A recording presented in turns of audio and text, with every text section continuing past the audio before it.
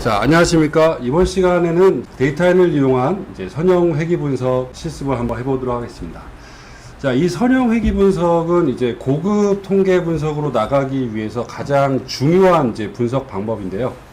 이 선형 회귀 분석을 기반으로 로지스틱 회귀 분석, 경로 구조 방정식 분석들이 파생되고, 또한 시계열 분석, 패널 데이터 분석 등 여러 가지 고급 통계 분석이 바로 이 선형 회귀 분석이라고 하는 분석 방법을 기반으로 해서 확장되는 그런 분석 방법입니다. 그래서 이 선형 회귀 분석에 대한 이해는 무엇보다 되게 중요하죠. 자, 이 선형 회귀 분석은 연속형 독립 변수와 연속형 종속 변수 간의 이 영향 관계를 파악하는 겁니다. 자, 영향 관계를 파악한다라고 하는 이 표현은 다른 말로 하면 독립 변수가 원인이 되고 종속 변수가 결과가 되는, 즉 논리적인 인과관계가 성립이 되는 게 매우 중요한 내용입니다. 그러니까 회귀 분석을 아무 때나 하는 게 아니라 회귀 분석은 기본적으로 선험적, 경험적, 그리고 이론적, 논리적으로 인과관계가 성립될 때 분석을 해야 되는 그런 분석이죠. 데이터만 주어졌다고 아무 때나 해서 그 결과를 해석하는 것은 그 잘못된 방법입니다. 자, 예를 들어서 공부 시간과 지능 지수라고 하는 것이 성적에 미치는 영향.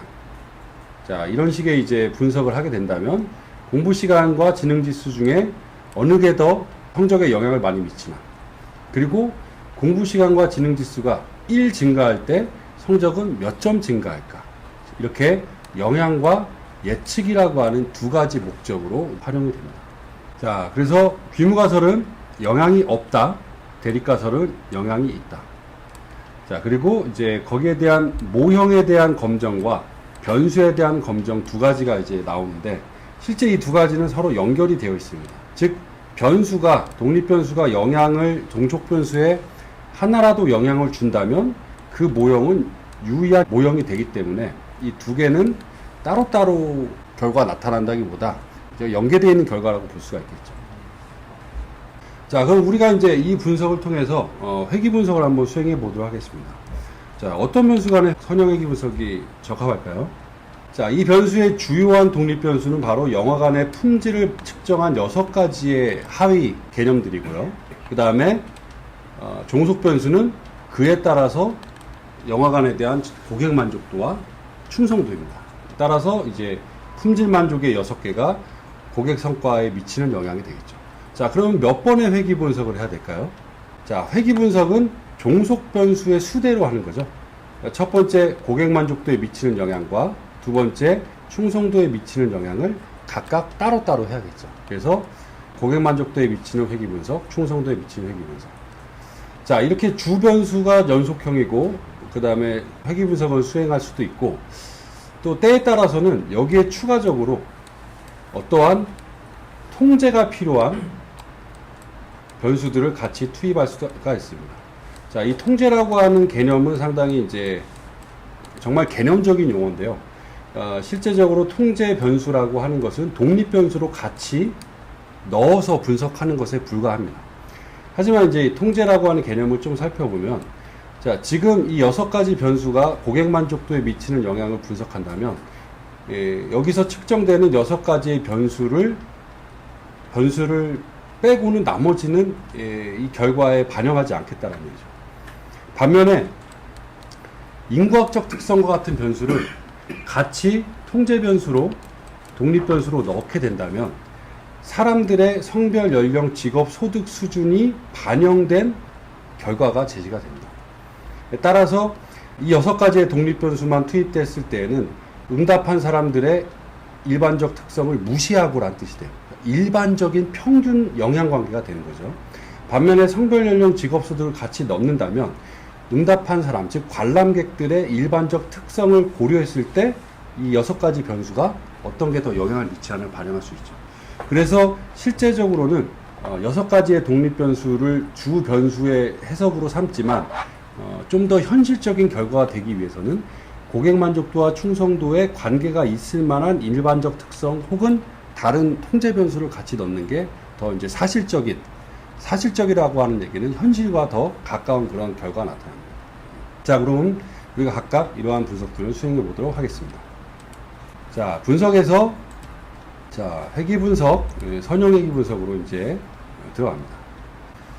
자, 왼쪽에 있는 변수들을 오른쪽으로 이동시킬 때 독립변수가 연속형이면 자, 상단 첫 번째, 그리고 독립변수 중에서 범주형 자료가 있을 경우, 즉 성별처럼 1번, 2번, 혹은 지역처럼 뭐 서울, 대전, 대구, 부산, 자, 이러한 자료들은 원래 이제 더미 변수라고 하는 그런 것들을 만들어서 분석을 해야 되는데 상당히 좀 만드는데 번거롭죠. 그리고 분석에 대한 해석이나 이런 것들도 조금 더 이제 까다롭습니다. 그리고 종속 변수를 이제 마지막에 하나를 여기다 뒀죠. 일단 우리는 독립 변수로 6개의 주 독립 변수인 48번 영화 품질 만족도부터 53번 요금제도 만족까지 자, 이렇게 독립 변수로 투입을 합니다. 자, 그리고 종속 변수에는 고객 만족도를 투입을 합니다. 지금 이제 방법이 입력 방법과 그리고 단계, 선택, 전진, 후진이 있는데 일단 입력 방법은 독립 변수가 이제 유의한 영향을 미치든 미치지 않든 모두 있는 상황에서의 결과입니다. 자, 한번 결과를 돌려보죠.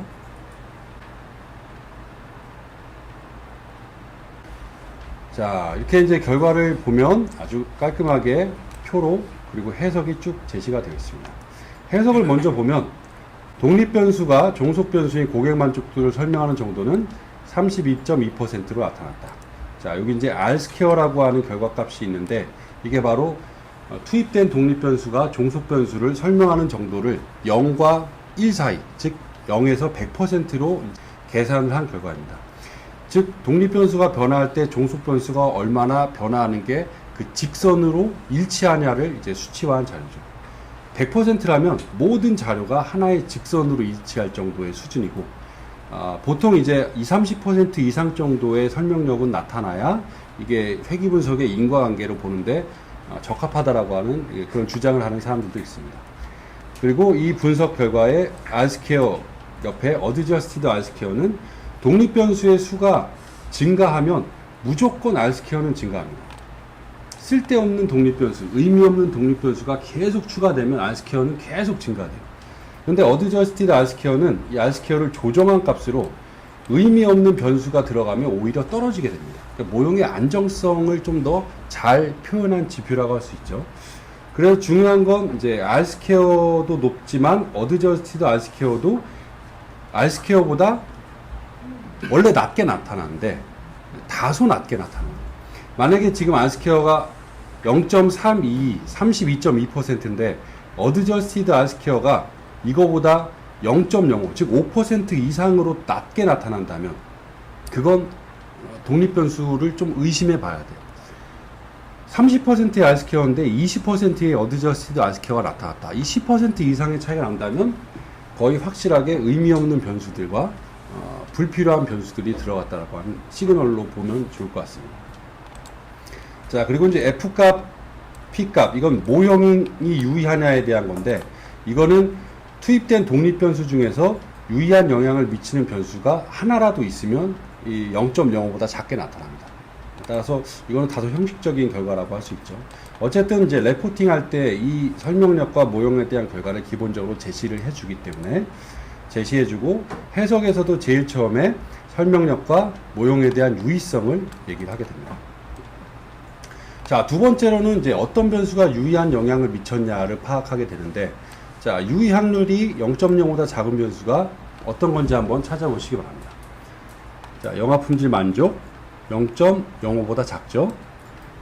영화관 이용 역시 0.05보다 작습니다. 친절, 응대, 그리고 요금 제도, 즉 서비스 만족도를 뺀 나머지들이 0.05보다 작죠.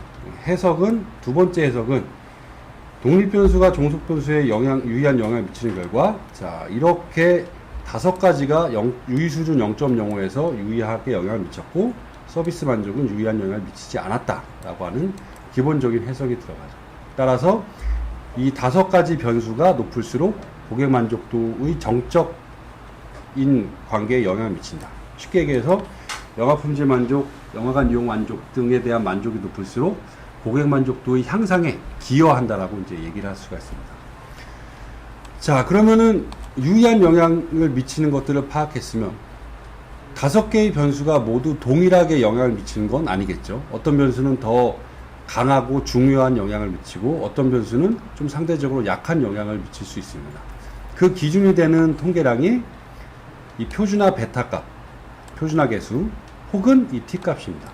이 베타 값과 t 값은 거의 90% 이상 일치합니다. 순서가. 자, 잘 보시면 이 베타 값이 어떤 게 제일 크죠? 직원 친절 만족도가 제일 크죠. 그러니까 1순위예요. 두 번째는 이용 만족 2순위, 세 번째는 요금제도 만족 3순위, 네 번째는 응대, 다섯 번째가 영화 품질 만족입니다. 즉, 이 결과가 역시 밑에 해석으로 자동으로 나옵니다. 영향력의 크기를 파악한 결과, 자, 이렇게, 요거는 이제 T값 기준으로 좀 제시가 되어 있는데, T값을 기준으로 할 경우와 베타 값을 기준으로 할 경우 약간 다를 수 있습니다. 그러나 거의 이제 일치하는 경향이 있죠. 자, 결론적으로 이제 이 결과를 보면은 지금 고객 만족도를 향상하기 위해서 만약에 이제 1,000만 원의 예산이 있다. 그러면은 200만 원씩 투자를 하는 게 아니라 영화관 이용 만족이나 영화 직원 친절 만족의 향상에 거의 500만 원 이상의 많은 그 예산을 투입해야 된다는 거죠. 즉 이제 가장 중요하게 향상시켜야 될 독립 변수가 무엇인지를 이제 파악하는데 이 영향력의 크기 순서가 중요하죠. 그래서 영화관 이용에 대한 만족, 즉 영화관을 찾는 데 사람들이 예매를 하거나 뭐 관람회 이전에 그 이용에 대한 편리성을 향상시키기 위한 시설적 투자라든지 혹은 직원 친절 만족, 직원들에게 친절한 어떤 교육이나 마인드를 심어주는 거라든지 이런 것들을 이제 더 많은 집중을 해야 사람들이 고객 만족도가 증가시키는데 즉각적인 효과가 있다라고 하는 그런 얘기입니다. 반면에 서비스 만족은 유의하지 않다라고 한 거는 다른 변수에 비해서 이 서비스 만족도가 높아져도 고객 만족도가 별로 크게 변하지 않는다라는 그런 얘기가 됩니다. 자, 이런 게 이제 자동적으로 레포팅이 되고 역시 파일 저장에서 한글이나 워드, 엑셀 등으로 저장을 하게 되면 결과들을 이제 바로 볼 수가 있습니다. 상세 결과에서는 좀 더 이제 자세한 여러 가지 잔차 진단이나 이런 것들이 이제 제시가 되고요. 자, 그럼 다음으로 이제 단계 선택법을 한번 해보도록 하겠습니다. 단계 선택법은 6가지 변수들의 결과가 다 있는 상황이 아니라 유의한 변수들만 이제 추려는 방법입니다. 전진, 후진 역시 마찬가지인데 전진은 제일 유의한 변수가 forward 하나씩 투입되는 방식이고 후진은 6개의 지금 변수 중에서 제일 유의하지 않은 변수가 backward 뒤로 하나씩 빠지는 방식입니다. 즉 전진은 유의한 것이 하나 투입되고 그 다음 두 번째로 투입되고 세 번째로 투입되고 네 번째로 투입되려고 했더니 이제 유의하지 않다면 세 번째에서 딱 끝나게 되는 거죠. 세 번째 변수까지. 근데 후진은 6가지 변수가 있는 상황에서 제일 유의하지 않은 영향이 그게 하나씩 빠지는 그런 방식입니다. 이 단계 선택 방법은 그 전진과 후진을 반복을 해서 막 최종적으로 제일 유의한 변수들만 있는 모형을 만드는 거죠. 자, 단계 선택법이 가장 많이 이제 선형회귀 분석 위에서는 사용이 되는 분석 방법이기 때문에 단계 선택법을 가지고 한번 분석을 해보도록 하겠습니다. 자, 분석한 결과, 자, 지금 보시는 것처럼 6가지 독립 변수 중에서 몇 개가 나왔죠? 친절, 영화, 제도, 요금, 응대, 품질 5가지 변수가 나왔고 지금 보시는 것처럼 크기의 순서대로 영향에 대한 순서대로 정리가 되어 있습니다. 자, 이렇게 이제 단계 선택법, 영어로 하면 스텝와이즈 방식을 선호하는 분야가 있습니다. 그러니까 사회과학처럼 이미 이론적으로 독립 변수가 선정되어 있는 경우에는 처음에 했었던 입력 방식, 즉 독립 변수가 모두 들어가 있는 상태의 회귀 분석 결과를 선호하는 반면에 뭐 의학이라든지 아니면 좀 실무적인 그런 프랙티컬한 연구에서는 모형의 감명성, 즉 핵심적인 독립 변수들만 있는 그런 그 결과들이 더 선호되기 때문에 이 스텝와이즈 방식을 더 자주 쓰는 그런 경향이 있습니다. 해석에 대한 기본적인 것들은 거의 비슷하고요.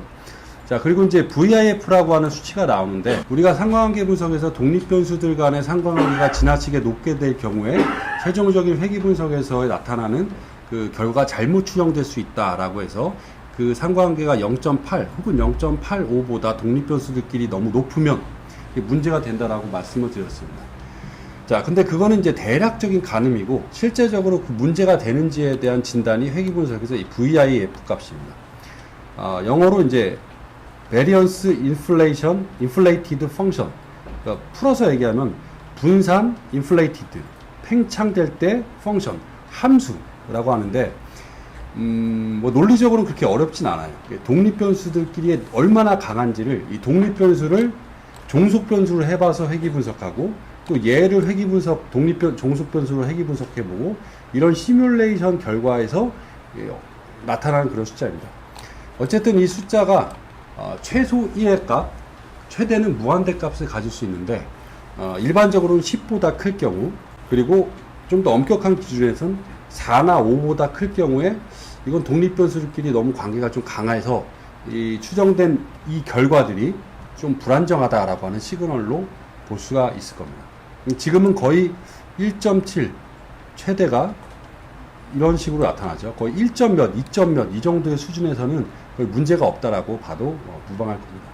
자, 그리고 이제 이 부분은 좀 간단하게 보면 실제 그 서베이 자료에서는 이러한 비표준화 계수에 대한 해석이 의미가 별로 없습니다. 자, 이 비표준화 계수는 독립변수가 1 증가할 때 종속변수가 요만큼 증가한다라고 하는 그런 수치입니다.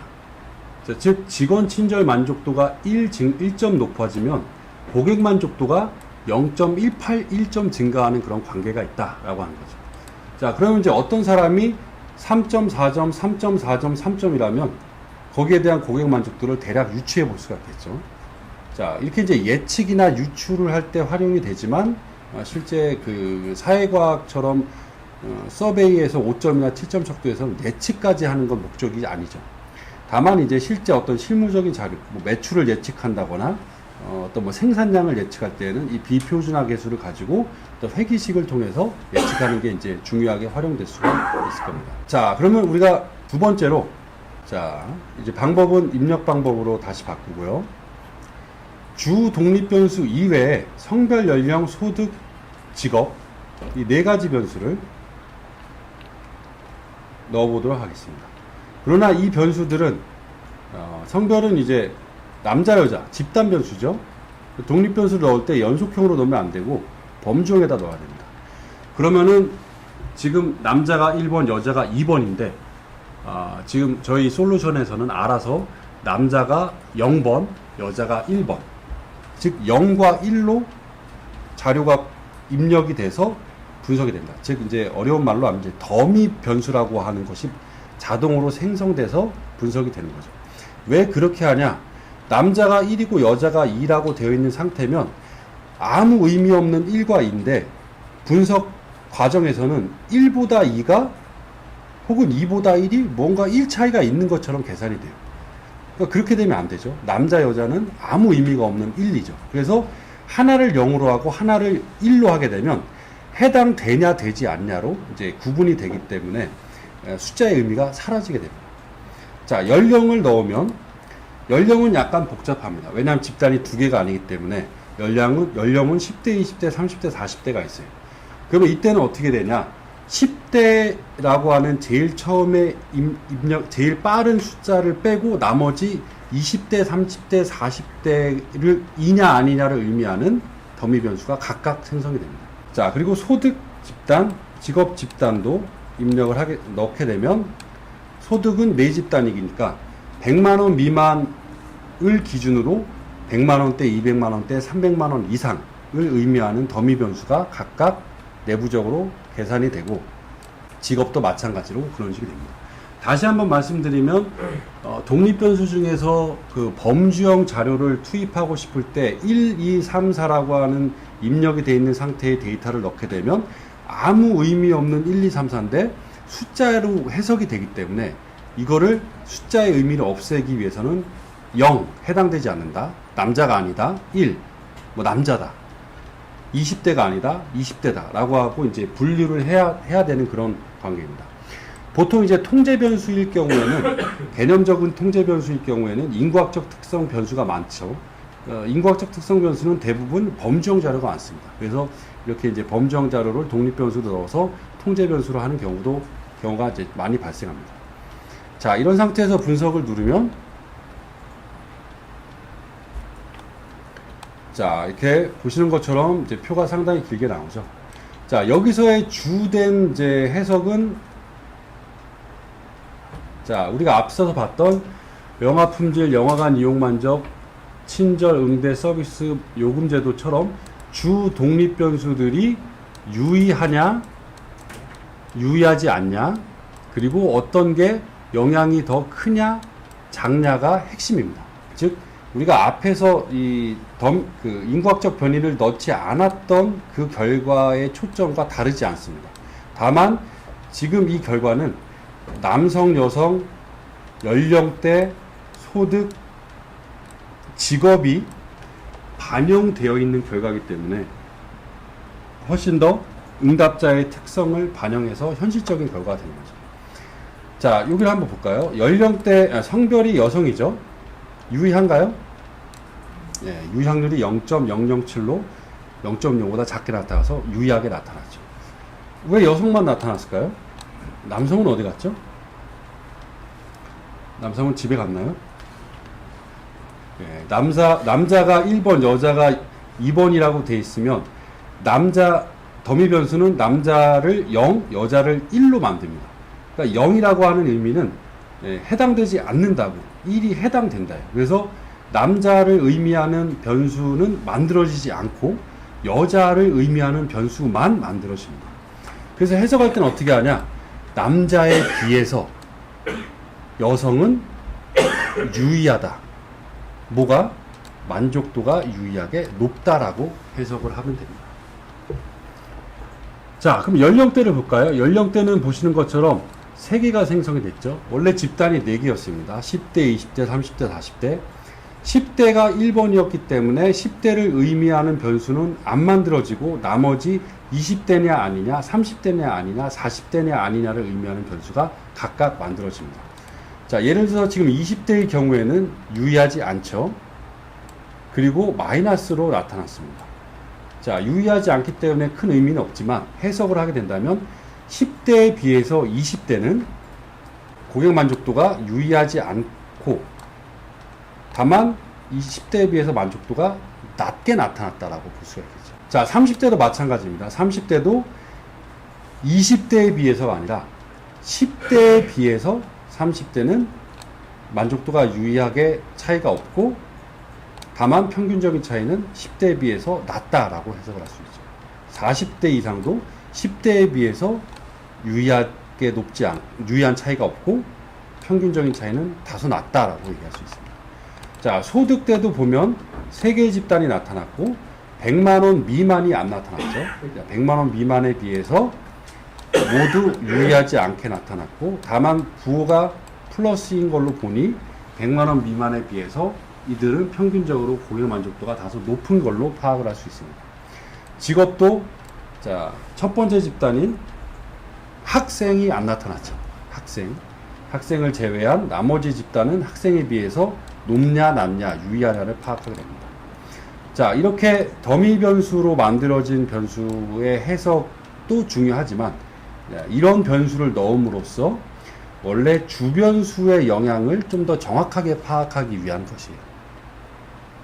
어쨌든 그러한 해석들에 대한 내용들인 여기 전체에 대한 설명력, 그러니까 유의한 변수, 그리고 유의한 변수의 크기 순, 자, 이런 것들이 이제 정리되어 나타나고 있습니다.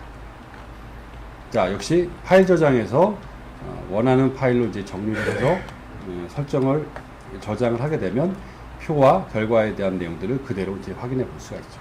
자, 이제 회귀 분석, 중요한 분석이고 데이터인을 통해 가지고 분석을 수행해서 결과에 대한 해석과 표 정리, 레포팅을 이제 자동으로 활용할 수가 있습니다.